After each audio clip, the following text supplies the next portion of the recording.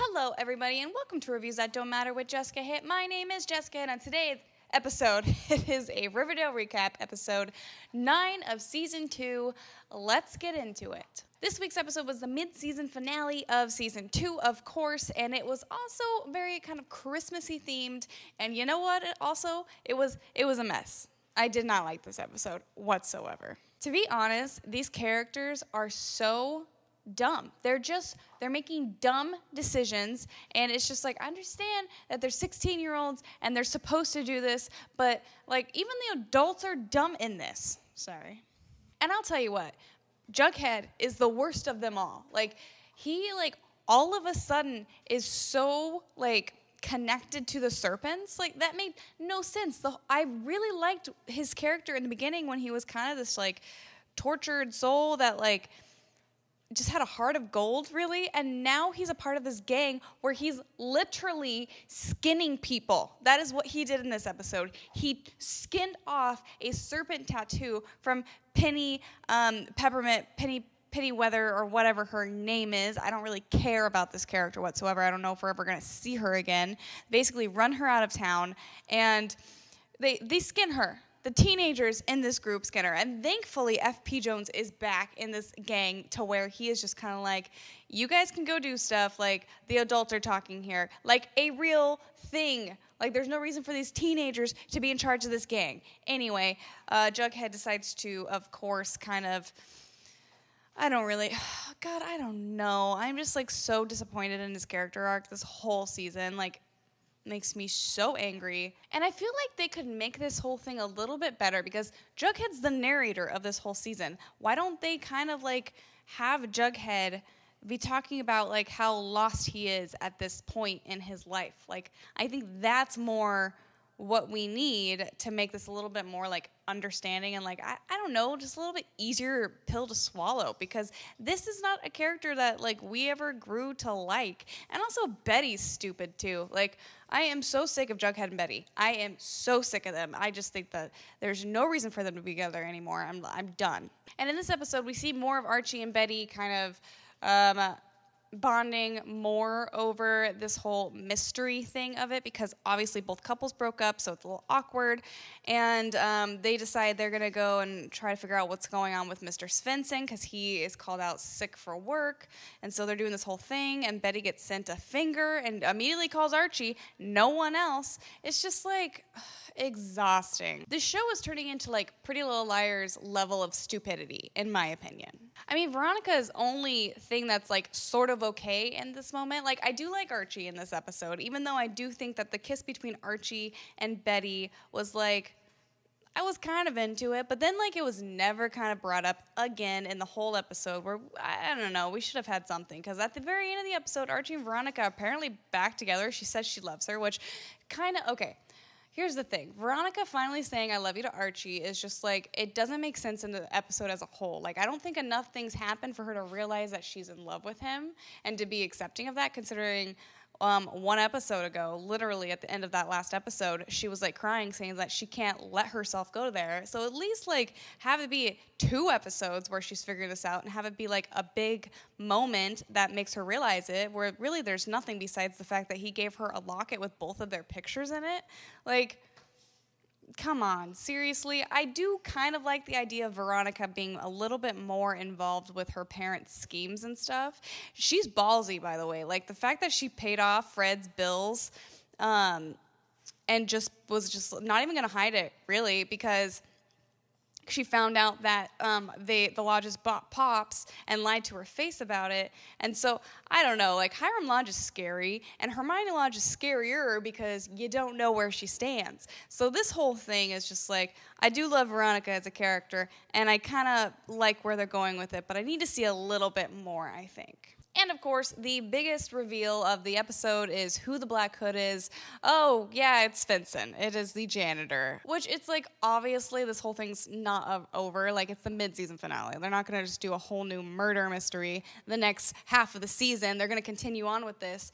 And there's one thing that I think could salvage this whole really lackluster reveal, is the fact that the Black Hood is not actually one person. It's a society of people. And I think that it needs to be where Svensson was part of the Black Hood society and not like the Black Hood was making him do all of this stuff. Like, I don't want that to ever pop up, because that right there, to me, is lazy story writing. But what could be fun is if he actually was part of this whole thing, and there are, like, he was kind of in charge of keeping an eye on the high school and figuring out where the bad stuff goes on there, obviously. And then there's like little moles everywhere around the town. And then there's maybe a couple people that actually like go out and do the things like murder the Candyman in a cell, which would make sense if it was like one of the sheriff's deputies that was one of it, and they start introducing these characters. And then maybe there's like 2 characters that we know decently well that are involved in this. That is something I'm interested in, because obviously this isn't over. I mean, Betty basically hinted at it at the end of this episode when she keeps all of her stuff. But if it's not something like that, I am very worried, because if there's this thing where the Black Hood is making Svensson do all of this stuff, that is so weak sauce on a show that like really delivered. I'm really sorry about my dog in the background. Also, if you notice if I sound a little weird, I am sick right now, so sorry about that. One thing I will say is I do like the inclusion of Cheryl a little bit more in this story, and finding that Nana Rose is kind of sort of responsible, or she knows a lot about sort of the death of the Riverdale Reaper, and the fact that they could possibly have buried alive the wrong man, which is interesting. And I thought that the whole thing where Betty and Archie were like, what if we led the Black Hood straight to Svensson for killing this guy that killed up his entire family? First of all, I feel like this is a giant leap in logic, especially considering what Svensson did and what these people did for the Riverdale Reaper, if he was the actual Reaper, the one that killed them all, is very similar to what the Black Hood is doing, so I don't understand why he would be really targeted. But it does lead to the reveal that most likely this person was actually not responsible for it. So I see where they were going, but like, I just felt like the logic there wasn't matching, and it was really bugging me until they figured that out, to where I was like, okay, I see why they had them go like this. It's still, like, I never would have made that assumption whatsoever. I would have gone more along the lines of maybe Svensson knows more about what's going on, because he's kind of might see where the Black Hood's coming from in a way. Also, I think there needs to be a little bit more like killing. I hope that when this comes back in January, that there's a death right away. There needs to be, because really the Riverdale Reaper, the Black Hood has only killed Miss Grundy, because he's also the Candyman, but we barely knew the guy, so he's only killed 2 out of 5 of his people that he's been trying to kill.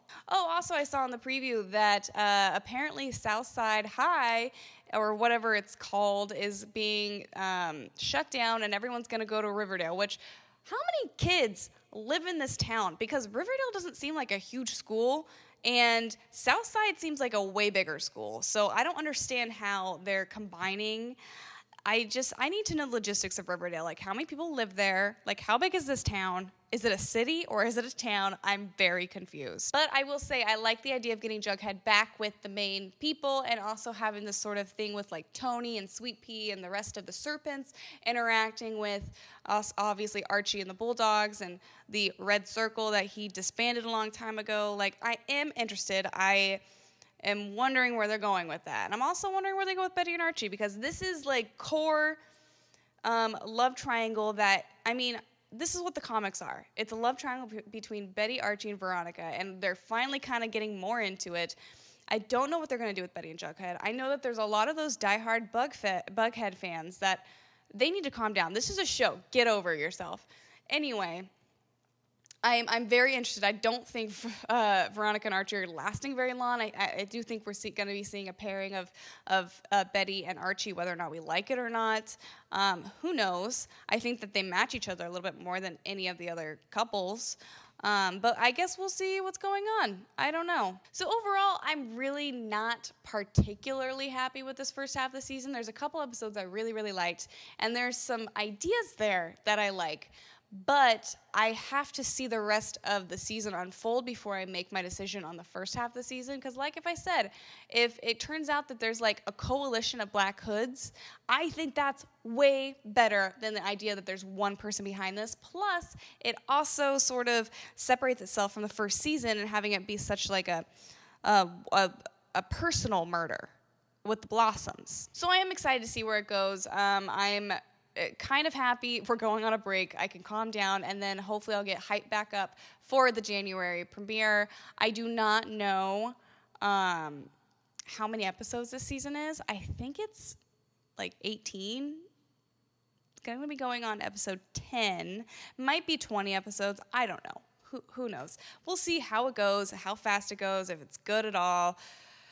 Stick with me, you guys. We're getting there. Okay, I hope you guys liked this review. If you did, give it a thumbs up. Comment down below. What are your thoughts on the first half of this season? Please don't hold back. Also, don't forget to subscribe. I make videos Monday through Friday. I know I missed yesterday. I'm sorry. I worked like 10 hours, and I'm starting to get sick, so I needed a break. Also, we're doing some cool stuff. Star Wars is coming out. I'm seeing that Tuesday. I saw The Disaster Artist. I saw The Room. We're getting those. I swear. Okay, I will talk to you guys later. Bye.